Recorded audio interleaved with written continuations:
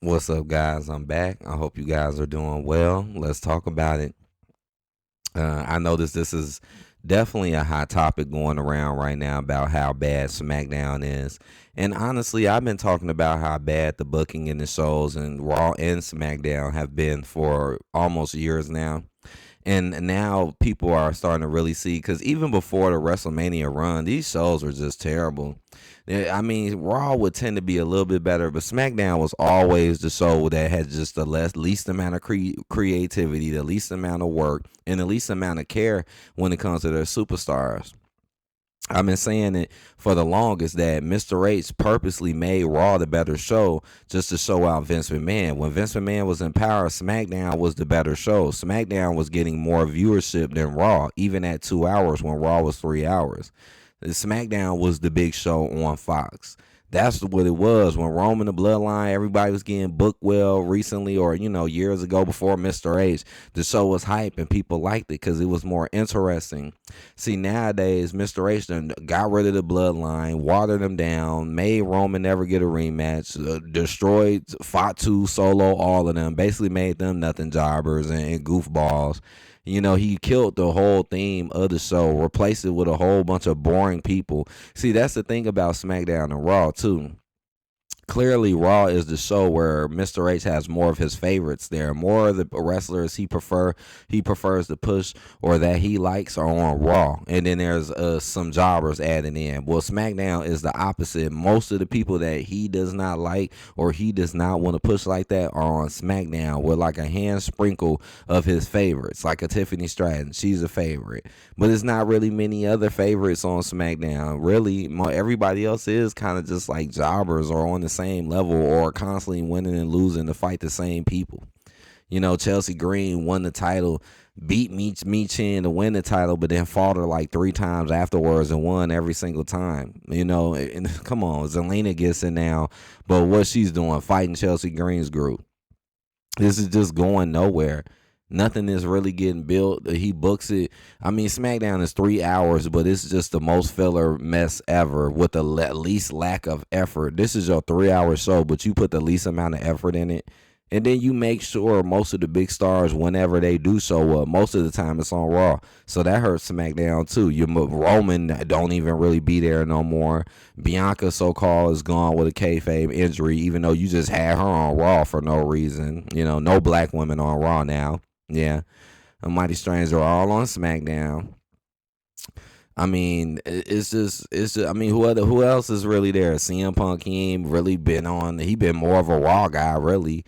Really, the draft, like I said, happened for no reason. It was just really for him to place it what it is today. That's what the draft was for, so he could move where people he don't like on SmackDown and keep the ones he do like on Raw more. And that's why SmackDown is full of so many jobbers. Because most of the people he don't like and he never really pushes on SmackDown. El Gato Phantasma, just all jobbers who never really receive any good pushes.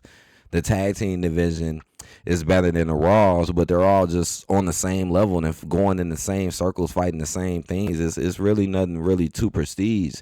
Sooner or later, Street Profits are just going to give it up to the same people who had Fraxium, then slightly later down the road, Fraxium is going to give it to like DIY again, and so on and so forth.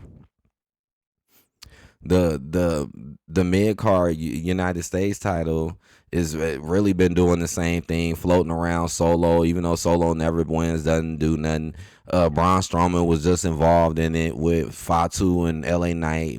Well, Braun Strowman's now gone, so that was for nothing. LA Knight most of the time gets the overall attention and overall play when it comes to the title. Even when he loses it, he clearly is the most favored one, even without the title. I mean, I know a lot of people say he should go for the higher titles, and honestly, I do not agree with that. I don't think LA Knight is that great or special, and I honestly think he's overrated. That's just my honest opinion. But even in the mid card title run, though, he is pretty favorited. Yeah, it sucks because he keep going around in circles, but most of the other people don't even really get what he gets. Like Shinsuke didn't even get what he got. And then even now, you could look at LA Knight. Look how he's still starting the show, and it's all about him. You see, he's still in the spotlight even without the belt, which kind of shows he's probably just gonna get it back again. More than likely, he's just gonna get it back. Fatu, they already make Fatu looking like nothing already, because this booking is just trash. This booking is trash, and most of the people on here don't like. He don't like the Miz. He don't like Carmelo Hayes. What do we got here? Nia Jax is not gonna do nothing. Naomi ain't doing nothing. Jade looks like she ain't finna do nothing. But Tiffany just brags about how she beat everybody and beat the best and be boring as hell with a cringy ass voice and gets protected and thrown out and gets to work with Jade. Like, come on, this is so stupid. SmackDown, another problem with SmackDown, the matches are too damn long. Like, I don't mind a long match as long as it's a good match. If it's a good match, I don't mind it. It could go 20 minutes or maybe longer if it's really good.